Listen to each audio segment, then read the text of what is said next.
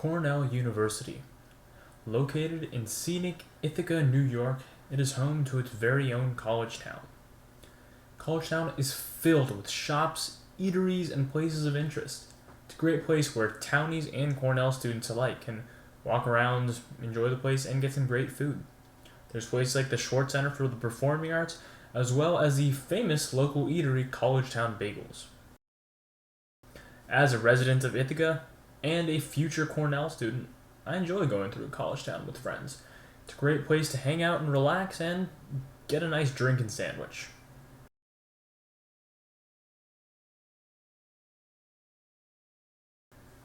My jazz concerts are held in the upstairs balcony of the Carriage House Cafe. College Town is a great place to just walk through and explore. You can see all the different shops through town, the bike shop, UPS store, all the resources a college student would ever need.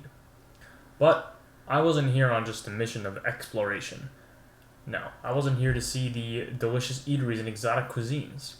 I was here to learn more about the Chapter House fire, a fire that had consumed most of the Chapter House pub and the neighboring apartment building. To find out more about the Chapter House fire, I went up to the College Town station of the Ithaca Fire Department and spoke to Lieutenant Tom Basher.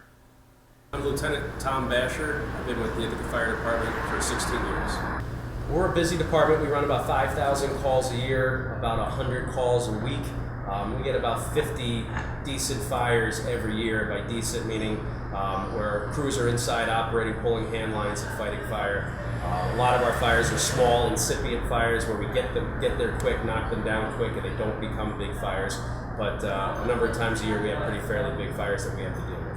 Tuesday morning was very difficult. Early morning fire, a lot of fire showing when the first crews got there, and they had to make decisions as to where to deploy the hand lines and where to head in to try and make any rescues.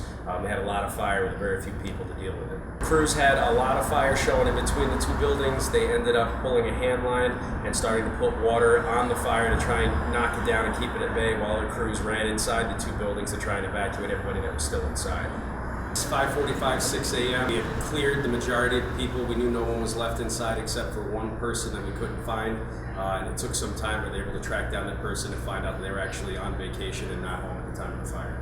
Residents were displaced, and Cornell and the Red Cross found places for them, and they're looking for permanent residents now. The building to the north was torn down the next day, and they're currently assessing whether or not the front facade wall of the Chapter House structure can be saved, but they're not sure.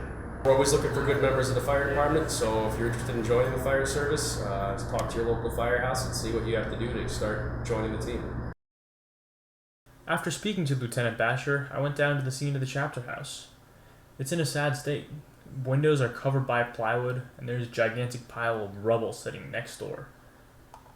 Looking around, you could see the various ruins of different apartment appliances. On top of the mound of rubble, there sits a large crane, ready to spring into action at any moment. It's unknown yet whether these buildings can actually be rebuilt. The mayor Sponze Mark described them both as total losses following the fire on Tuesday.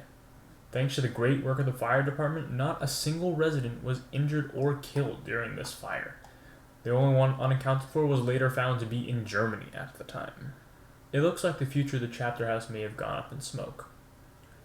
But for now, all we can do is clear out the rubble, start rebuilding. This is Rishi Verma from IHSWRED, signing off.